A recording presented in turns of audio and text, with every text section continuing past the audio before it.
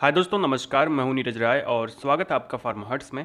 आज के वीडियो में मैं बात करने वाला हूं एनल फिशर के ट्रीटमेंट के बारे में। दोस्तों, इस वीडियो में हम लोग देखेंगे एक्चुअली कि एनल फिशर होता क्या है एंड ये फिशर का सिम्टम्स क्या होता है, कैसे पहचान सकते हैं, इसके अलावा इसका कारण क्या होता है और इसके ट्रीटमेंट में कौन कौन सी मेडिसिन का हम लोग यूज़ करते हैं, पूरा डिटेल में हम लोग वीडियो देखेंगे। तो चलिए वीडियो की शुरुआत करते हैं। दोस्तों, अगर सबसे पहले बात की जाए कि एक्चुअली फिशर होता क्या है, तो फिशर एक ऐसी कंडीशन होती है जिसमें एनस यानी गुदा के जो आंतरिक दीवार होती है, आंतरिक वाल होती है, वहाँ पर क्रैक हो जाते हैं ऐसे, है ना। और उस क्रैक से हो सकता है ब्लड आए। मतलब ये देखने में थोड़ा सा ऐसा लगता है, अगर आप जानने का की कोशिश करें तो जैसे आपने देखा होगा होंठ फट जाते हैं, वो उसी तरह से अगर एनस की जो दीवारें हैं, जो वाल्स हैं, उसमें क्रैक्स आ जाता है तो उसको हम लोग एनल फिशर बोलते हैं। एंड यहाँ से ब्लड आ सकता है, ये पक जाने के बाद यहाँ से पस भी आ सकता है, यानी मवाद भी आ सकती है। तो ज़्यादातर ये ब्लडी होता है, यानी इससे ब्लड निकलता है, ठीक है। तो मेरे हिसाब से आपको फिशर के बारे में समझ में आ गया होगा। जबकि पाइल्स जो होता है यानी बवासीर, वहाँ पे गांठें पड़ जाती हैं। तो दोनों का हमने वीडियो भी बनाया हुआ है कि what is the difference between piles and fissure, तो उसको भी आप देख सकते हैं। अब अगर यहाँ पे बात की जाए कि एक्चुअली सिम्टम्स क्या होते हैं फिशर के, क्या क्या लक्षण दिखाई पड़ते हैं, तो सबसे पहले तो आपके स्टूल में ब्लड आएगा, यानी कि लैट्रिन जो होती है उसमें ब्लड देखने को मिलेगा, मल में। उसके बाद एक अफेक्टेड एरिया पे बर्निंग सेंसेशन होती है, यानी गुदा के पास में आपके जहाँ पे ये क्रैक्ड लगे होते हैं वहाँ पर बर्निंग सेंसेशन होती है, बहुत तेज जलन का अनुभव होता है। इसके अलावा एक मल त्याग करने के बाद में सीवियर पेन होता है, यानी कि बहुत तेज़ दर्द होता है।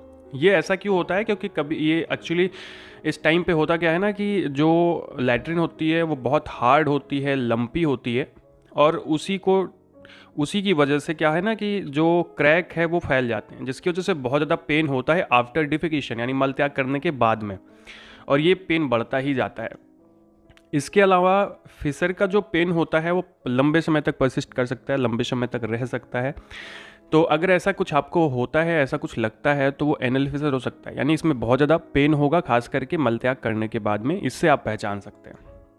नेक्स्ट, अगर हम बात करें फिशर के काजेस के बारे में कि आखिर वजह क्या होती है इसको होने की, तो अगर कॉन्स्टिपेशन आपको बहुत ज़्यादा रहता है, यानी बहुत ज़्यादा आपको कब्ज रहता है, तो उस टाइम पे होता है ना कि स्टूल बहुत ज़्यादा हार्ड हो जाता है, स्ट्रेनिंग हो जाता है। एंड जब स्टूल पास होता है एनस के माध्यम से, तो उस टाइम पे जो दीवारें हैं एनस की, वहाँ पे बहुत ज़्यादा ताकत लगती है, वहाँ पे स्ट्रेन आता है, जोर लगता है, जिसकी वजह से वहाँ पे क्रैक हो सकते हैं और जो फिशर का बहुत बड़ा कारण होते हैं। इसके अलावा बहुत ज़्यादा डायरिया होने पर भी डायरिया की शिकायत होने पर भी आपको फिशर की प्रॉब्लम आ सकती है। क्यों आ सकती है? क्योंकि बार बार आप टॉयलेट जाएंगे और बार बार आपके एनस के पास में जोर लगेगा, जिसकी वजह से प्रॉब्लम आ सकती है। एनल कैंसर भी हो सकता है, यानी एनल कैंसर भी एक वजह हो सकती है एनल फिशर की, शुरुआती लक्षण हो सकते हैं। इसके अलावा बहुत ज़्यादा लार्ज या हार्ड लंपी स्टूल अगर पास होता है, यानी मल पास होता है एनस से, तो उस टाइम पे भी ये प्रॉब्लम आ सकती है। दोस्तों, चाइल्ड बर्थ के टाइम पे अक्सर फीमेल्स में फिशर की प्रॉब्लम आ जाती है, तो एक कॉमन सी प्रॉब्लम आती है उनको है। एंड एनल इंटरकोर्स की वजह से भी ऐसा हो सकता है, यानी कि गुदा मैथुन करने पर भी आपको एनल फिशर की प्रॉब्लम आ सकती है। इसके अलावा बाउल इन्फ्लामेटरी डिजीज़ की वजह से होता है, यानी कि अगर आपको कोई बाउल इन्फ्लामेटरी डिजीज़ है, यानी कि आपको आपके एलिमेंट्री कैनाल में, आपके बाउल में कोई इन्फ्लामेशन है, कोई सोथ है, तो उसकी वजह से भी एनल फिशर होने की प्रॉब्लम होती है। तो दोस्तों, ये तो कुछ कारण होते हैं जिसकी वजह से आपको हो सकता है। लास्ट में हम लोग बात कर लेते हैं कौन कौन सी मेडिसिन दी जाती है। तो एलोपैथिक की जब हम बात करते हैं तो यहाँ पे सिम्पैथोमाइमेटिक मेडिसिन दी जाती है, यानी ऐसी मेडिसिन जो आपके सिम्टम्स को सही करती है, ठीक है। सिम्टम्स देख के मेडिसिन दी जाती है, थोड़ा बहुत कारण को भी ठीक करने की मेडिसिन दी जाती है। एंड जब आपको कई मेडिसिन दी जाती है तो उसके साथ में गैस की मेडिसिन जरूर दी जाती है। तो इसके ट्रीटमेंट में अगर मैं बात करूँ तो एक्चुअली गैस के लिए मेडिसिन दी जाती है, एंड स्टूल जो आपका हार्ड है उसको स्मूथ करने के लिए और घाव को ठीक करने के लिए एंटीबायोटिक दी जाती है, और दर्द से राहत के लिए आपको मेडिसिन दी जाती है। इसके अलावा कुछ मेडिसिन लगाने वाली दी जाती है, ओके। तो ये सारी मेडिसिन दी जाती है। अब मैं आपको बताऊं कि गैस के लिए कौन सी मेडिसिन देते हैं, तो यहाँ पे हम लोग टैबलेट रेंटिडीन देते हैं, या ये जो होता है 150 mg का होता है, जो आपको सुबह खाली पेट खाना होता है। इसके अलावा स्टूल को स्मूथ करने के लिए, मतलब उसको गीला करने के लिए, कोई लिक्विड देते हैं पीने के लिए। वो 2 लिक्विड है, दोनों में से एक ले सकते हैं, जिसमें लिक्विड पैराफिन या लैक्टोलोज सिरप। इसका कोई भी ब्रांड आप ले सकते हैं, यहाँ पे ब्रांड का हमने लगा दिया है, जो भी आपको लेना है आप ले सकते हैं। इसको कैसे पीना होता है, तो इसको रात को सोते टाइम 20 ml दिया जाता है पेशेंट में, जिससे उनका जो मल है जो बहुत हार्ड है वो हार्ड ना रह के सॉफ्ट हो जाए। ठीक है, तो ये दोनों में से एक लेना होता है। इसके अलावा दी जाती है एंटीबायोटिक। एक एंटीबायोटिक दी जाती है घाव को ठीक करने के लिए, क्रैक को ठीक करने के लिए, जो होती है एमॉक्सिसिलिन पोटेशियम क्लेविनेट 625 mg, जो आपको सुबह शाम खाने के लिए दी जाती है, BID दी जाती है। इसके साथ में पेन को ठीक करने के लिए, दर्द जो होता है उसको ठीक करने के लिए आइबुप्रोफेन एंड पैरासीटामॉल दी जाती है, जो फ्लेक्सान में आती है, आपने ब्रांड नेम सुना होगा। ये भी आपको सुबह शाम खानी होती है। दोस्तों इसके अलावा क्रीमाजेल 2% आता है, या डिल्टीजम जेल आता है 2%, जो दिया जाता है पेशेंट्स को अफेक्टेड एरिया पर लगाने के लिए।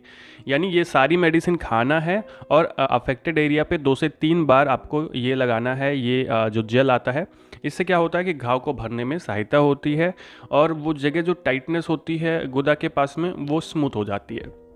तो इन सारी मेडिसिन का कम्बिनेशन दिया जाता है, जिसमें 5 मेडिसिन आपको दी जाती हैं, जिसमें एक सुबह खाली पेट खानी होती है, और स्मूथ करने वाला जो सिरप होता है या सोल्यूशन होता है वो आपको रात को सोते टाइम, और उसके बाद एमॉक्सिसिलिन यानी एंटीबायोटिक और पेन के लिए मेडिसिन सुबह शाम दी जाती है, और जो आपको जेल दिया जाता है वो 2 से 3 बार लगाया जाता है।